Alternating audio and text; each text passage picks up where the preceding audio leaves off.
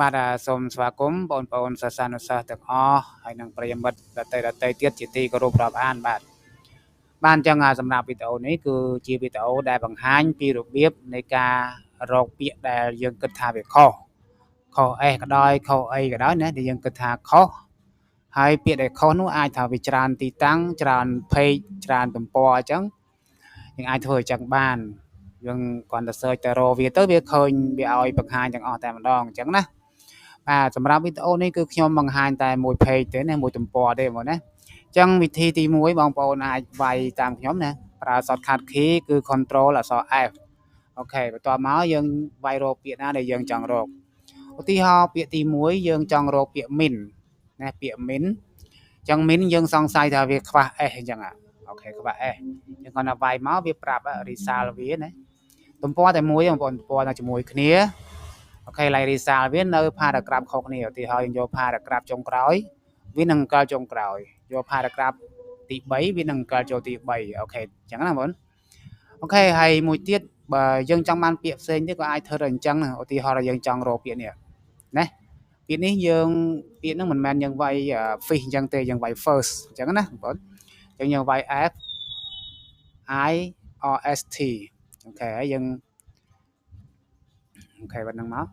យើងរកមកវាមានអត់វាអត់មានទេ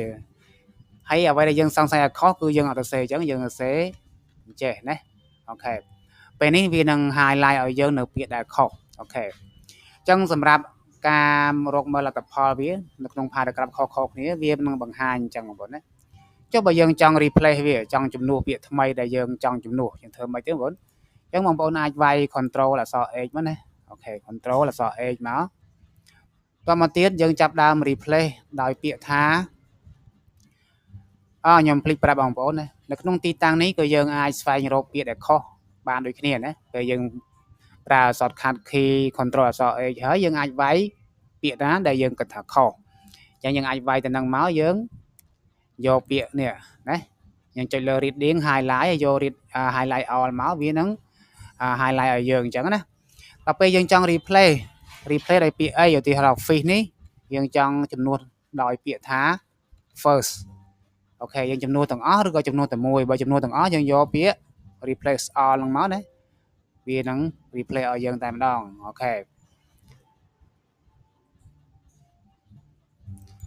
អូខេហើយ sorry សូមម្ដងទៀតណាដោយសារមិញយើង replace អត់តន់អស់អូខេសូមម្ដងទៀតយើងអញ្ចឹងពាក្យ fish មិញនេះដែលយើងរកឃើញថា fish មិញនេះអូខេសូមម្ដងទៀតអញ្ចឹងយើង highlight លើពាក្យដែលខុសហ្នឹងមកបន្ទាប់មកយើងចាប់ដើមចូល replace ណាអានេះជាពាក្យដែលយើងស្វែងរកដែលគិតថាខុសដល់ពេលនេះពាក្យជំនួសមកខ្ញុំដាក់ទីតាំងខុសបងប្អូនណាអូខេយើងវាយពាក្យត្រឹមត្រូវវិញមកណាដាក់ first បន្ទាប់មកយើងយក replace all អូខេយើងឃើញថាពាក្យនោះវាបានកែត្រឹមត្រូវវិញហើយនេះទៅជា first វិញអូខេឥឡូវយើងទៅមួយទៀតឧទាហរណ៍ខ្ញុំចង់រកពាក្យមួយទៀតគឺពាក្យ min យើងសង្ស័យអា min យើងសេខុសដែរណាគឺខ្វះ s អញ្ចឹងណាបងអញ្ចឹងចង់ replace វាដូចខ្ញុំធ្វើមិញអញ្ចឹងបងយើងគ្រាន់តែចុច control អក្សរ h តែ control អក្សរ h មកអូខេដូចមិញអញ្ចឹងយើង min នេះ min ខុសយើងវាយ min ឲ្យត្រឹមត្រូវមកអូខេគឺ m e n s អញ្ចឹងហើយយើងយក replace all អញ្ចឹងបងណាពេលនោះវានឹង replace ឲ្យយើងតែម្ដងអូខេអញ្ចឹងយើងទៅពិនិត្យមើលតើលទ្ធផលបានត្រឹមត្រូវឬទេនេះក្រោយណាបងណាអូខេនេះមាន S វិញទាំងអស់ហើយណាអូខេអញ្ចឹងសម្រាប់វីដេអូនេះគ្រាន់តែជាគំរូតិចតួចសម្រាប់បងប្អូនតែប៉ុណ្ណោះបើសិនជាបងប្អូនមានច្រើន page ច្រើនទំព័រក៏យើងអាចធ្វើអញ្ចឹងបានដូចគ្នាណាបងណាអូខេអញ្ចឹងសម្រាប់វីដេអូរបស់ខ្ញុំមានតែប៉ុណ្្នឹងបើបងប្អូនយល់ថាមានប្រយោជន៍សម្រាប់បងប្អូនអាចជួយ like ជួយ follow ខ្ញុំបានផងបាទសូមអរគុណច្រើន